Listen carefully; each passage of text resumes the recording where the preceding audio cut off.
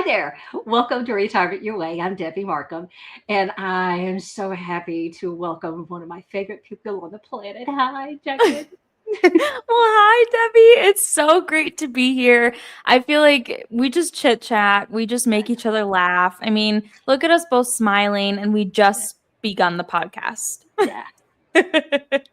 And I just wanted to share with our viewers today. I'm wearing a faith over fear shirt, Yes. which is definitely a motto that I need to start trusting in a little bit more. And I know, Debbie, you're also faithful. And so I wore Yes. this shirt for you today. I love that. I absolutely love that. It's one of my favorite sayings. Me too. Me too. It's just a good reminder It sometimes. is. It's a very good reminder. And we need those reminders. Yeah. Yeah. Yeah. We need more of those for sure. Makes you smile. Yes. Well, how are you doing? What is I'm new? doing well. Well, other than humidity, which if my hair starts to get bigger while we're talking, it's definitely impacting things. It's like, oh, wow, it is hot and humid. Mhm. But it's rained enough that our lake levels are normal now. I've been too busy to actually take the boat out of the lake, but at least the levels are good enough that we can go out in the lake. So all's good. Good. All is good. Good. Yeah, I feel like we went from a super rainy June, really. I mean, June and Mm. part of July was really rainy, but now we just have this overwhelming heat that you're talking about that it's like a drought Yeah. again. And Well, I'm it's just not here. We're getting a lot of rain here. A okay. lot of rain, which we needed. I mean, Yeah. we were in kind of a drought, so I'm happy to have the rain. Less happy about the humidity, but Doesn't that come with rain? I mean, if you have it does less in the rain, then you south. should have less humidity, right? I don't know. I'll take We it. can only hope I'll at take that it. point. I'll take it. Yeah. If frizzy hair is the worst thing that happens, I'll still consider myself very blessed. Yes, yes. Well, and I was just making a joke, but I feel like our listeners and viewers need to hear this one. The humidity, it brings volume to your Yes, hair. it does. And I love the volume when I want it, Yes. but I don't love it when I don't want it. Well, that's the way it is with most things in life. But I don't want that much power, so yeah.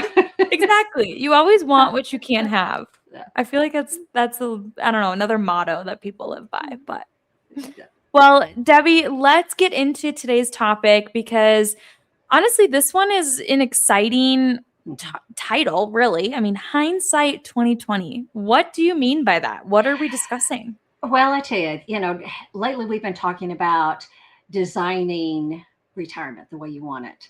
And I thought back about houses and what I thought I wanted in a house. And I'm so glad that I don't have the first house that I got because that ended up not being what I wanted, even though I thought it was perfect at the time. So Mhm. sometimes we have these wonderful ideas, and then when you actually get into them, you realize, oh, this wasn't as good of an idea as I thought. Like Mhm. some of the corner cabinets that they've now designed in kitchens, I thought, boy, this is going to solve the problem. And then when you actually get in there, you think, okay, this sounded good on paper, and it doesn't work in reality. So Mhm. hindsight is 2020. I kind of hit up my retirees and said, okay, if you could go back and redo some things, I don't like to live with regrets, but if you could go back and change some things before you began retirement, what are some things you would have done differently? So, I try to put a more positive spin on it. So, not that they're regrets, but what are things that you would have done differently if you Mhm. had known what you now know about retirement? So, I've gotten some of my best suggestions from clients and from Yeah. friends that are already retired.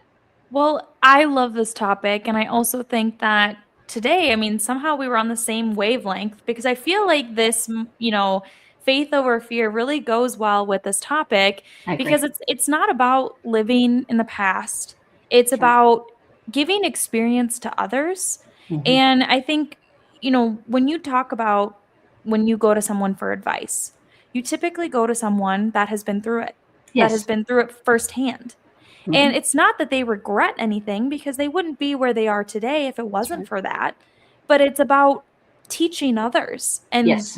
that's why you go to your parents, right? Hmm. It's not that your parents have to be, perfect or an expert at anything, but it's about they've been through it before. Yeah. And I'm so glad that we're talking about this because it's also firsthand experience that you're going to Yeah. share with us and Yes, it real is. stories that we can relate to and go through. Um, and there's so many questions, so many I agree. dreams, so many things that we want for our future, but how do we get there? I So agree. where do you want to start? Well, this one was repeated by several people that I asked, and Okay. one of the first things that they said is they wish they had started saving earlier. Mm, Um, and that's difficult to do as you are, establishing a career, as you're buying your first home, as you're starting a family and starting to have children.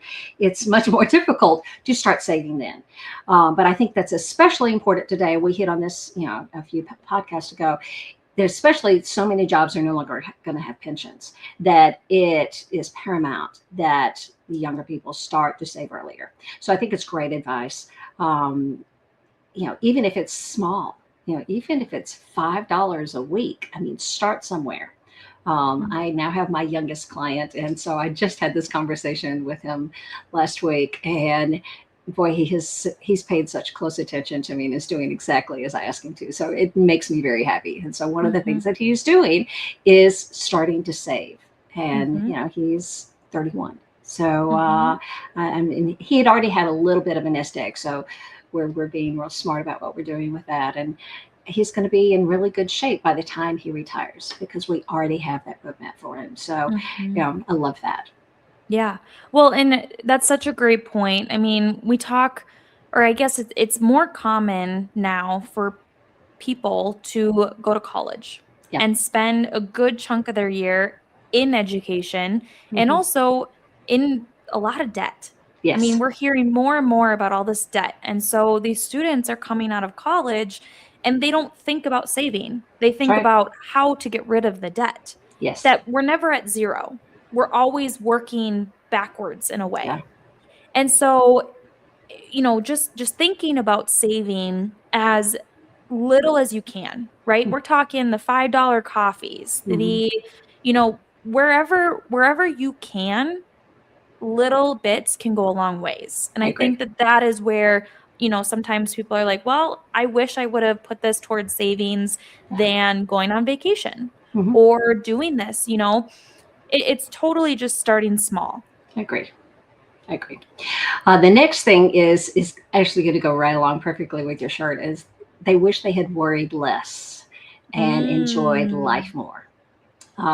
Because too often we worry about work, we worry about promotions, we worry about Mhm, accumulating more money, we worry. And as mhm, you and I were discussing before we started the podcast, my opinion has always been worrying doesn't solve a problem. It doesn't mhm, change the situation. It doesn't make it better. It actually just compounds the problem. mhm. So I just think worrying is a wasted emotion. Yeah. I mean, you and I are firm believers in prayer. So I'll Mhm, put my faith in the prayer every time versus worrying about it. So mhm, thankfully, that's not a regret that I've had because mhm. I established that belief a very long time ago. And you know, I will stick to it till the day I die. Worrying is a waste of time and a Yeah. waste of your life. So, I love the fact that several people mentioned that. And, thankfully, I think they've kind of gotten on board with not worrying because they realized it didn't work in their younger years. It doesn't work in their older years either. So, Yeah. worry less and enjoy life more. That doesn't mean that you're stupid about it and go spend all of your money and just have fun. It's just, let's put your energy towards something else. In Mhm, my case and in your case, rather than worrying about it, we're going to take it to prayer. We could go on our knees rather mhm. than, sitting and worrying about it and chewing our fingernails down to nothing. So Yeah. Yeah. that's one of Well, my I favorites. think, I mean, it's easier said than done. Yes, it is. And I will also put myself in this example, as a younger female, we Hmm. tend to have dates and timelines Yes. set for ourselves. And I think just being a little bit too rigid, and I'm calling myself out on this one. I know that I've had timelines and I'm like, I'm going to get there and I'm going to do this.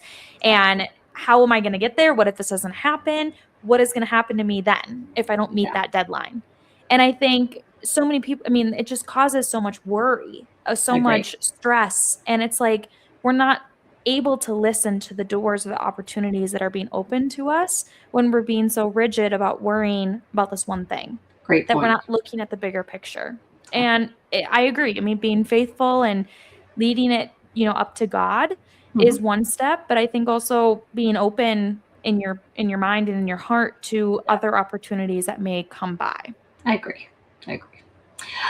The next one we've mentioned numerous times. They wish they had taken better care of their health, because Ooh. health becomes a huge issue the older you get.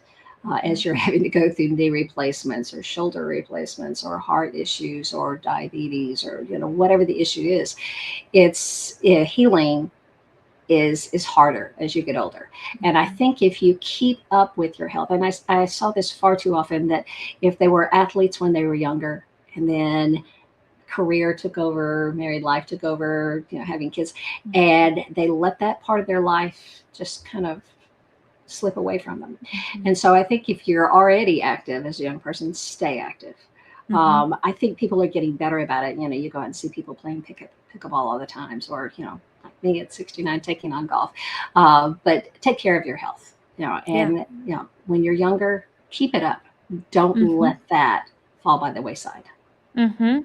Yeah, and that's a great reminder, and I will say again, putting myself in this position, there's a lot of people my age that say that can come at a later time, or I don't need to Yeah. worry about it because, I am young, I'm healthy, I can do it.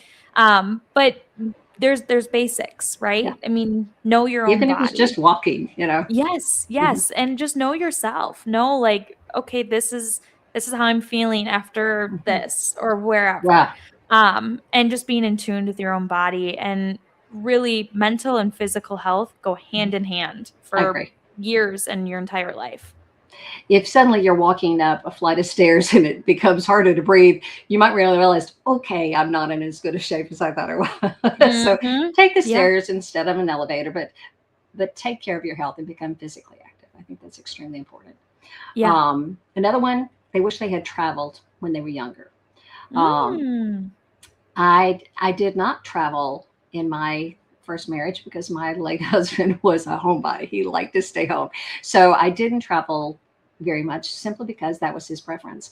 And it's not that I wouldn't change anything of my life with him, but I didn't miss out on traveling. So I'm thoroughly enjoying it traveling in my later years.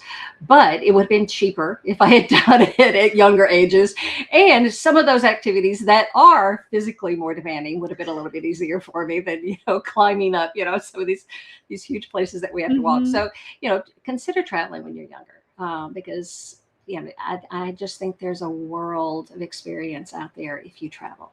For one thing, it you you get the blinders off. I think sometimes we get so focused on what we're exposed to in our surroundings, in our state, in our neighborhoods, in our communities. That's tunnel vision. We kind of see only that aspect of it.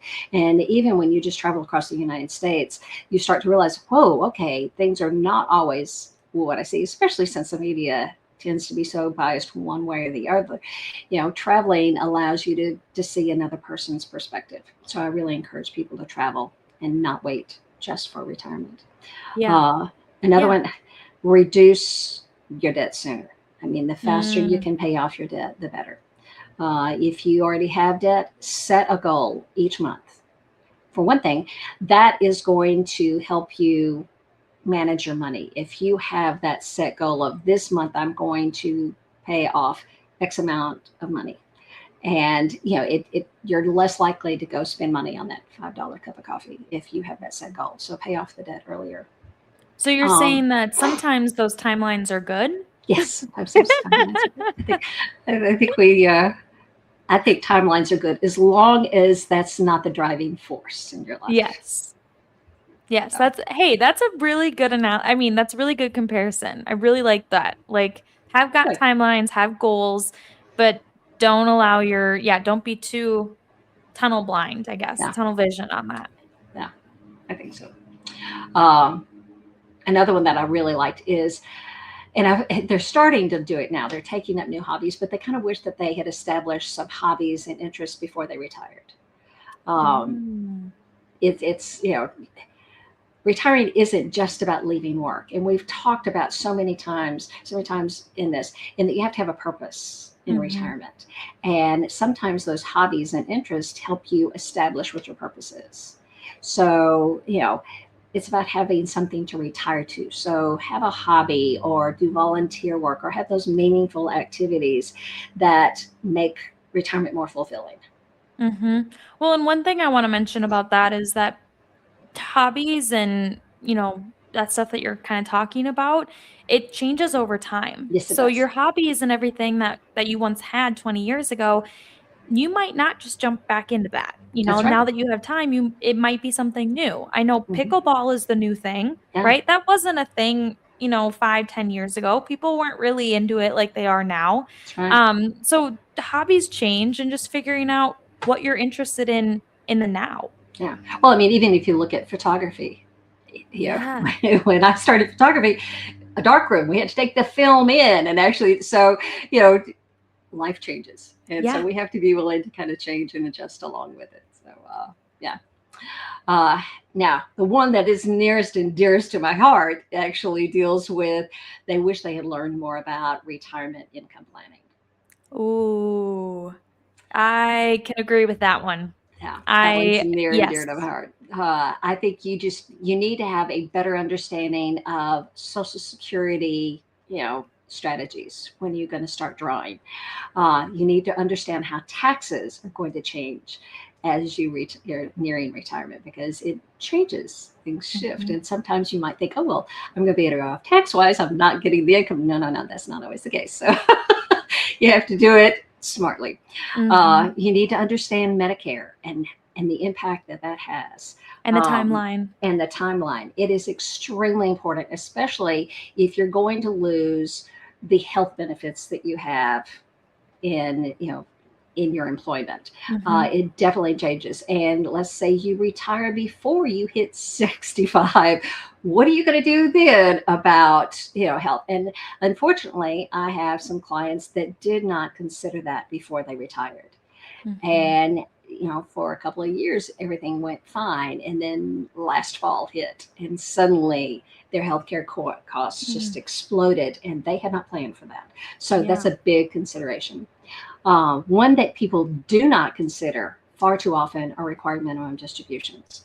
And so you need to understand how that impacts you income wise, how it impacts you tax wise. So that's a big thing. And then those guaranteed income sources and options. So there's quite a bit that goes into retirement income planning, which is why you need a financial advisor, which is why I love that there are financial advisors who specialize in retirement. Because just like often you need to go to a specialized doctor, a Mhm. specialized physician. I think the same thing applies as far as retirement you know and having a financial advisor who excels at that. Yeah. I completely agree with you on I that won't pat one, myself on and the back, but yeah, yeah, that was fantastic. I do just have to give a little bit of a, plug here. To our listeners and viewers, please go check out all of our past shows and podcasts because, we dissect every part of that, every part of understanding retirement, what it means for your finances, what the important things are.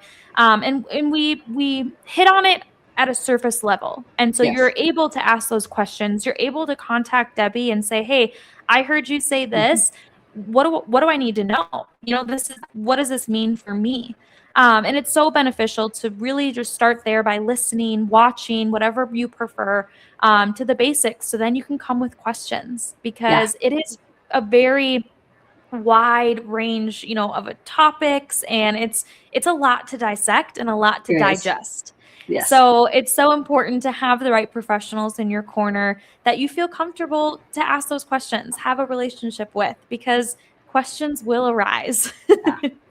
Well, I'm going to end on the favorite sentence that I came across in trying to what I was going to talk about today.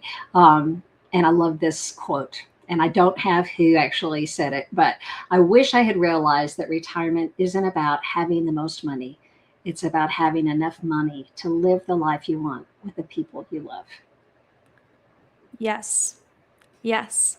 And I love that. Can you Yeah. just say that one more time for me? I wish I had realized that retirement isn't about having the most money. It's about having enough money to live the life you want with the people you love. Yeah. I mean, and that's the truth. Yes, it People is. is what drives, and love is kind of the center of life. I You do agree. things out of love, hobbies, whether it's income, whatever you do, it's out of love and relationships. Yeah, And you can't live life without the two.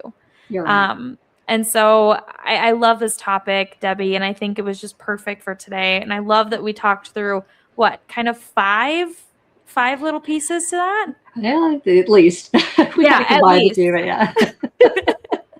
Absolutely. Well, I just want to remind our listeners and viewers one more time, feel free to just search Retirement Your Way or Debbi Marcum on Apple Podcasts, Spotify, or Amazon Music.